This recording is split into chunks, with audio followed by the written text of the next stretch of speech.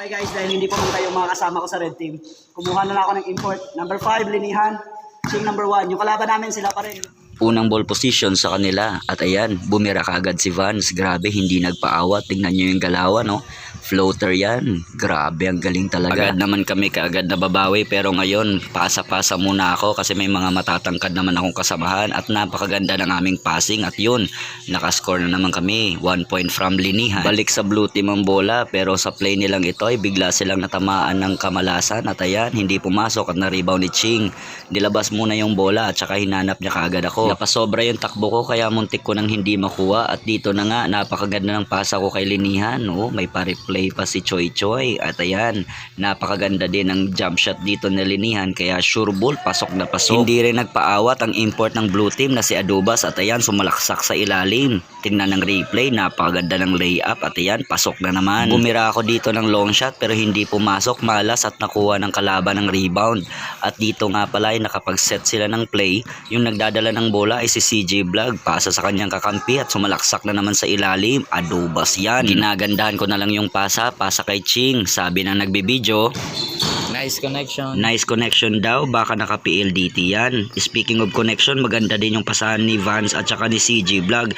At ayun, nakascore. Mabilis na sumalaksak si Linihan pero hindi umabot sa ring. Buti na lang na-rebound ni Ching. Nag-iinit talaga sa laban na ito si Adobas. At ayun, bumira ng long shot. 2 points yan. At ayan yung atin pong replay. 2 points talaga. Kitang-kita sa video. Pinagpatuloy ko lang yung ginagawa kong play. Yung biglang pasa sa ilalim sa kakampi. At ayun, nakascore na naman kami. Ito yung atin pong replay. Napakaganda ng pasa sa ilalim. At talagang nakakatuwa dahil hindi sinasayang ng kakampi. Dito ay nagpakita ng bilis si CJ Vlog. Jersey number 3, lumipad. Oh. Tingnan nyo yung replay.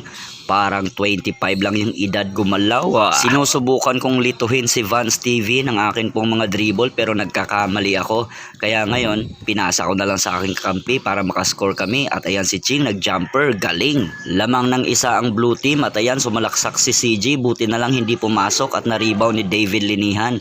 Pinasa niya sa akin yung bola at dito na nagpakita ko ng bagandang moves. Nilakasan ko dito yung pag-dribble at sabay sidestep, layup. Ginamit ko yung board para sure ball na pumasok. Ayun, oh, tingnan nyo. Ayaw paawat nitong si Adobas at mabilisang gumanti sa amin. Ang ganda din ng moves niya sa ilalim. Sinubukan ko ulit tumira pero wala talaga. Buti na lang may rebounder ako at ayun, nakasalaksak ulit. Nagpakita ng magandang play dito si Vance TV. Yun din dribble yung bola, biglang pasa sa kakampi at ayun, nakascore na naman sila ng jumper. Sa puntong ito ay unti-unti na akong nauubusan ng hangin at nangihina na ako. Kaya yung mga dribble ko ay madalas na nagkakamali at lumabas. Balik sa blue team yung bola. At dahil nakakita si Vance ng space, bigla siyang sumalaksak at pumasok sa loob. Tingnan nyo yung replay. Napakaganda ng kanyang floater na yon. Hindi ko na kaya mag-dribble at tumira kaya yan, pasa-pasa na ako. Nagpakita si David Linihan ng napakagandang moves. Tingnan nyo, fake at saka pasok dito sa loob. Ang galing talaga. At sa puntong ito ay lamang pa rin ng isang blue team kaya hinihigpitan na namin ang aming depensa. At dahil dito ay nahihirapan na sila sa pag-penetrate. Nung sinubukan ni CJ ay hindi niya naipasok ang bola kaya nakuha namin ang rebound. Agad naman nila akong hinahanap at dito na nga gumawa kami ng play. Biglang pasa kay Ching at ayun, naka-jumper siya sa gilid. All 10 na at dito ay napapagod na rin yung blue team. Medyo mabagal na yung kanilang galawan at si Adobas ay medyo nagkakamali na rin ng pasa. Malayo yung depensa nila kaya pumukol na ako ng jumper at ayun, buti na lang pumasok din.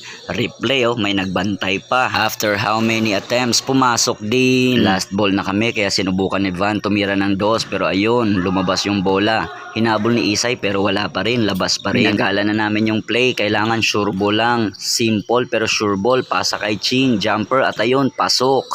This is the final shot and we won. Red team win the game with a score of 12-10.